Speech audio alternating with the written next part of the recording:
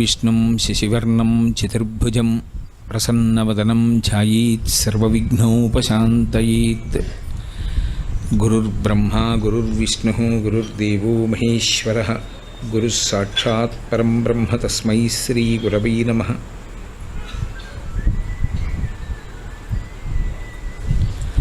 व्यासाय विष्णुरूपाय व्यासरूपाय विष्णवे नमो वै ब्रह्मनिधये वासिष्ठाय नमो नमः। कूजन्तं राम रामीति मधुरं मधुराक्षरम् आरुह्य कविताशाखां वन्दे वाल्मीकिकोकिलं। श्रुतिस्मृतिपुराणानाम् आलयं करुणालयं नमामि भगवत्पादशङ्करं लोकशङ्करम्। वागर्धाविव सम्पृक्तौ वागर्धप्रतिपत्तये जगतः पितरौ वन्दे पार्वतीपरमेश्वरौ।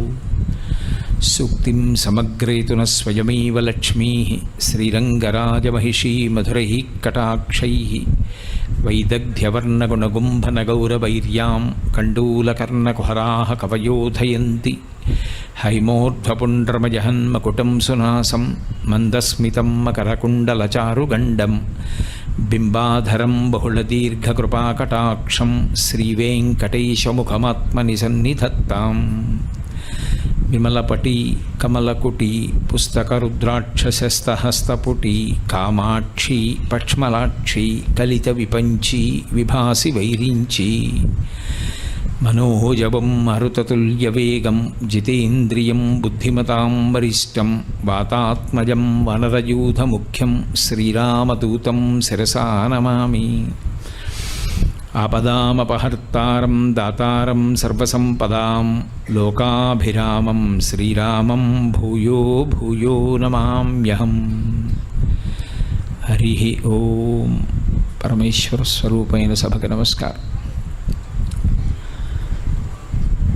జన్మజన్మాంతర సుకృతం చేత శ్రీ అనంరాజు సత్యనారాయణమూర్తి గారు రమాదేవి గారి దంపతులు నిర్మించినటువంటి శ్రీ వైశాఖేశ్వర దేవాలయం, అలాగే ఇక్కడ ఉన్నటువంటి అష్టలక్ష్మి సహిత శ్రీమన్నారాయణ దేవాలయం, అటు మంగళగౌరి సుబ్రహ్మణ్యుడు సూర్యనారాయణమూర్తి శంకర భగవత్పాదులు, ఇంత వైదికమైనటువంటి దేవాలయ ప్రాంగణంలో ప్రదోష వేళలో పరమశివ వైభవం గురించి 4 మాటలు చెప్పగలిగినటువంటి అదృష్టం కలగడం భగవంతుని యొక్క నిర్హేతుక కృపా కటాక్ష వీక్షణం చేత సంభవించినటువంటి అదృష్టం.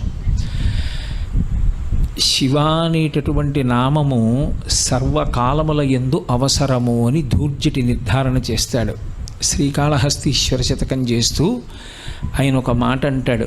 పవి పుష్పంబగు అగ్నిమంచగు ఆకూపారం భూమిస్థలంబగు శత్రుండతిమిత్రుడవు విషము దివ్యాహారమౌనెన్నగా అవనీమండలి లోపలన్ శివ శివేచ్ఛాభాషణోల్లాసకిన్ శివా నీ నామము సర్వవస్యకరమౌ శ్రీకాళహస్తీశ్వర అంటాడు.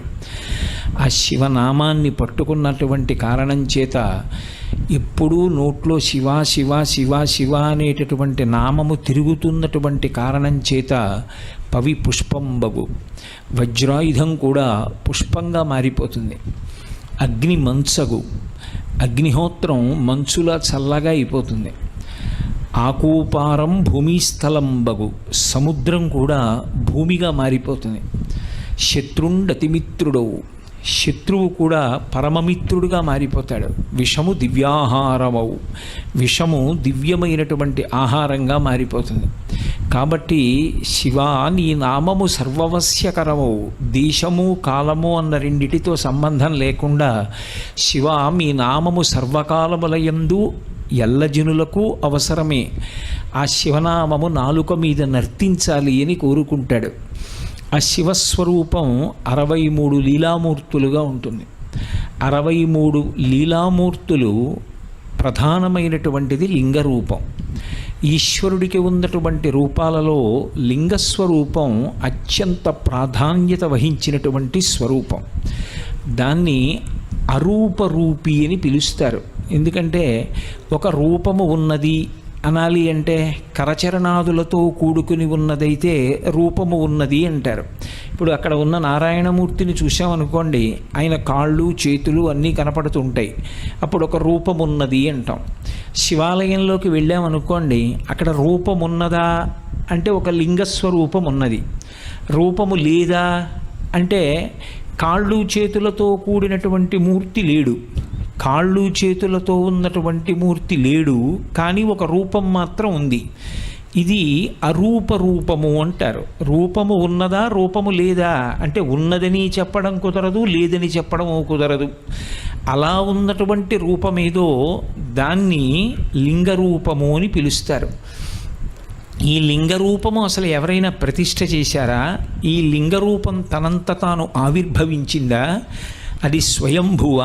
ఒకవేళ లింగరూపం ఆవిర్భవించి ఉంటే పరమశివుడు లింగస్వరూపాన్ని ఎందుకు పొందాడు అనేటటువంటి దానికి మనకి యజుర్వేదం సమాధానం చెప్తుంది.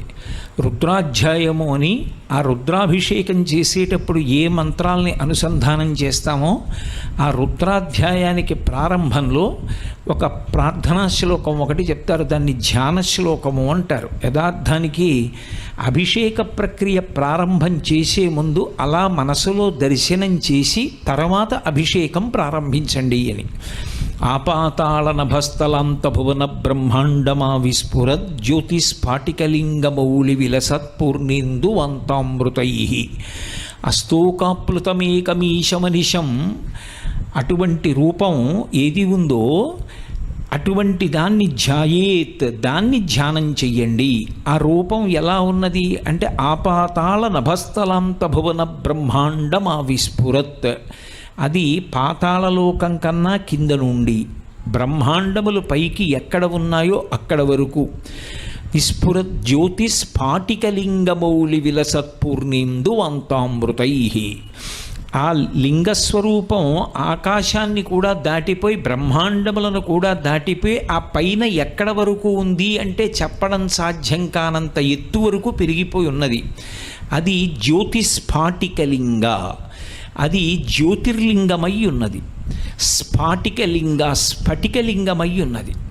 జ్యోతిస్ఫాటికలింగ మౌళి విలసత్పూర్ణేందు వంతామృతై అస్తోకాప్లుతమేకమీశమనిశం రుద్రానువాకాన్ జపం ధ్యాయేత్ ఈప్సిత సిద్ధయే ధ్రువపథం విప్రోభిషించేచ్చివం.